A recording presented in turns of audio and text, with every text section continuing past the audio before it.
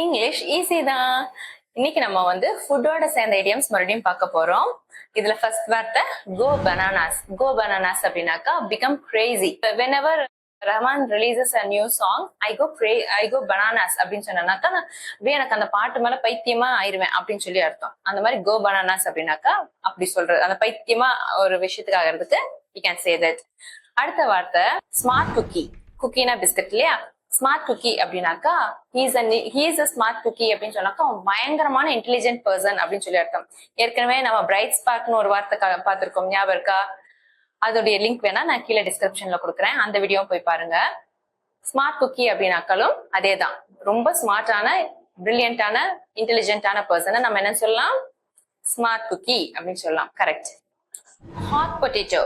Hot potato அப்படின்னு சொன்னோம்னாக்கா நீங்க சூடான உருளைக்கிழங்கு ஒழிக்கிறதுக்கு கையில எடுத்தீங்கன்னாக்கா பயங்கரமா கொதிக்கொன்னு டக்கு டக்குன்னு கையில வச்சிருக்க விரும்ப மாட்டீங்க, அது கீழே போட்டுருவீங்க, இல்லாட்டி வேற யார்ட்ட கொடுக்கறதுக்கு அந்த மாதிரி தான் பாப்பீங்க.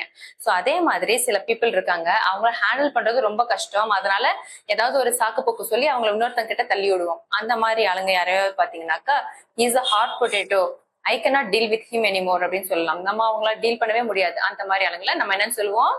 ஹாட் பொட்டேட்டோ அப்படின்னு சொல்லுவோம். கரெக்ட். கொஞ்சமாச்சும் அறிவை யூஸ் பண்ணு அப்படின்னு சொல்லி சொல்லணும்னு வச்சுக்கோங்க. நீங்க வேற என்னென்ன வார்த்தை சென்டென்ஸ் மேக் பண்ணுவீங்களா? You can say use your noodle. Use your noodle. Noodle மாதிரி நம்ம மூளையும் நூடுல்ஸ் மாதிரி தானே கொலன்னு அத இதா இருக்குது, அதனால அந்த வார்த்தையை சொல்லுவாங்க. யூஸ் யுவர் பிரெயின் அர்த்தம். யூஸ் யுவர் நூடுல் அப்படின்னாக்கா யூஸ் யுவர் பிரெயின் அப்படின்னு அர்த்தம். அடுத்த வார்த்தை சீசி.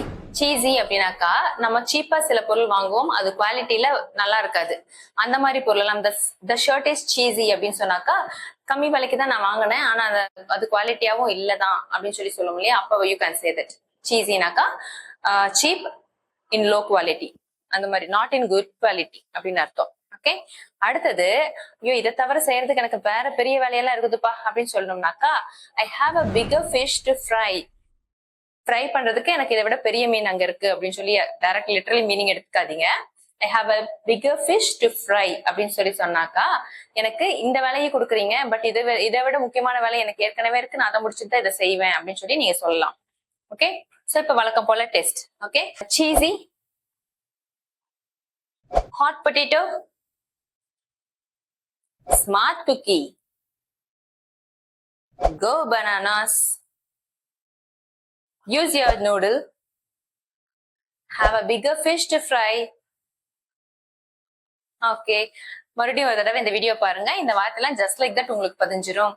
இதெல்லாம் யூஸ் பண்ணினீங்கன்னா இங்கிலீஷ் ஈஸி தான்.